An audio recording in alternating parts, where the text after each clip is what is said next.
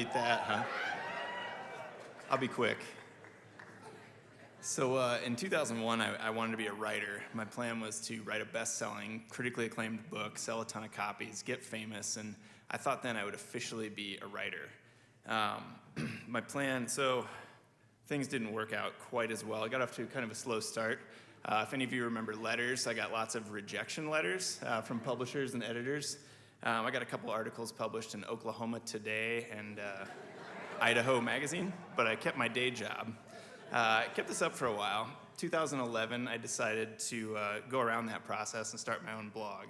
I thought, hey, I'll put up a blog post every single week until something happens or I get sick of it.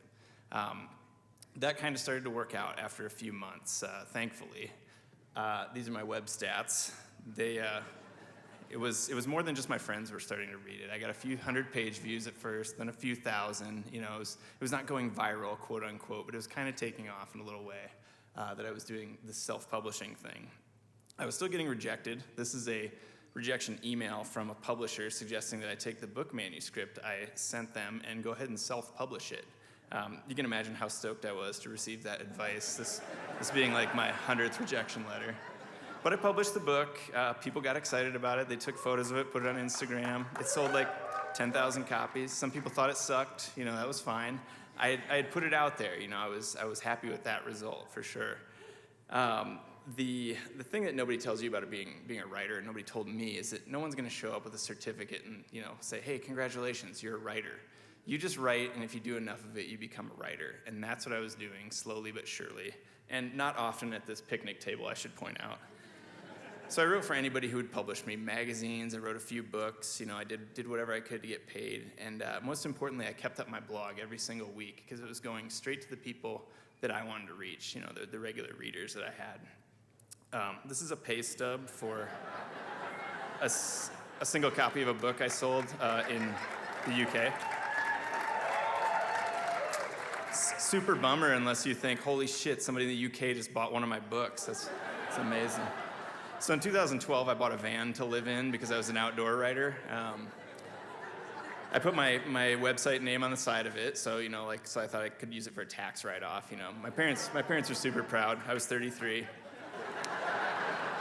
So I'm driving my van one day in Garden of the Gods because I'm writing a climbing guidebook, which is a paying thing, somewhat, I guess. And this guy pulls in behind me and he starts flashing his lights and tailgating me, and I'm like, oh, what's going on? So I pull over to see if my van's on fire. And the guy gets out of his car and he says, are you Brendan? And I say, yeah. And he goes, man, my name's Willie Bailey. I just read your road trip book. I got inspired to take a road trip. I'm from Tennessee. I'm a firefighter. I'm on that road trip right now. Can I? So Willie and I took a photo. I don't know what it feels like to have the word bestseller written on the cover of your book, but I can tell you that it feels really good to get a postcard from a 70-year-old woman who says she loves your books, especially when that 70-year-old woman is not your mother. I think it's really great to be a creator right now because you can really easily make gifts for people and get them out there. And, like a 70-year-old woman can buy your book or a firefighter from Tennessee. And if you do that, you're able to connect with people. And I don't really think there's any such thing as art, bad art or good art. I just think of art with a small audience and art with a really large audience. And I may never make it big like Justin Bieber. I'm sure that's great, but I'm having a really amazing time of making it small. I don't think any of us actually really want to be famous anyway. I mean, I think about Brad Pitt, like poor Brad Pitt, he's famous, like this guy can't go to the grocery store if he runs out of bananas at like 11 p.m. I just want to make things and connect with people, but I still want to go to the grocery store. Plus, I think we should take a second and remember that best-selling author doesn't mean quite what it used to be. Case in point, I give you New York Times best-selling author Snooki. So I get emails from people every once in a while asking me how to get started as a writer or a creative, and I tell people, just start doing it. Whatever it is you want to do, don't wait for approval. Just put it out there, whether it's on a website, Instagram, or YouTube, because that's a gift that you're giving people. And I think that the biggest obstacle most of us have is giving ourselves permission to do something creative and put it out there.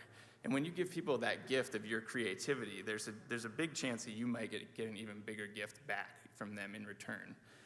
I think, I may never make it big, quote unquote, but I think having someone from halfway across the country recognize you and you get to meet that person just because they think the thing that you did was rad is a pretty great thing. And I think that's the joy of making it small. Thank you, guys.